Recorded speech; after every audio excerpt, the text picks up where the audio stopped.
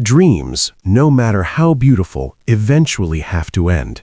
For over 200 years, Edo had been sleeping in a self-imposed isolation, wrapped in its cocoon of wood, paper, and silence. But on a humid morning in July 1853, the wake-up call arrived, and it was loud. In Tokyo Bay, 4 massive ships appeared on the horizon. They were unlike anything the Japanese had ever seen. They were painted black, spewing dark smoke into the summer sky, moving against the wind without sails. These were the black ships, Kurofune, of the American Commodore Perry. The panic that spread through Edo was palpable.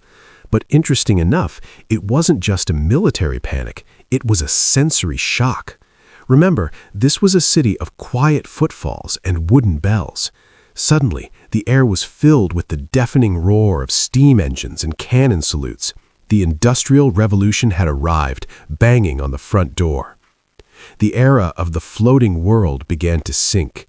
The samurai, with their swords and poetry, looked at these iron monsters and realized their time was over. But the most profound change wasn't in the government, it was in the light. A few decades later, in the district of Ginza, a new invention was installed, the gas lamp. For the first time in human history, the night didn't flicker. An oil lantern breathes, it wavers with the wind, but a gas lamp burns with a steady, hissing, chemical glare. People gathered in crowds just to stare at these lamps. They were mesmerized, but they were also losing something. With steady light, the shadows retreated. The yūgen, that mysterious beauty of the unseen, evaporated. The ghosts that lived in the dark corners of Edo had nowhere left to hide. The night was no longer a separate world. It was just an extension of the day, a time to work, to produce, to be modern.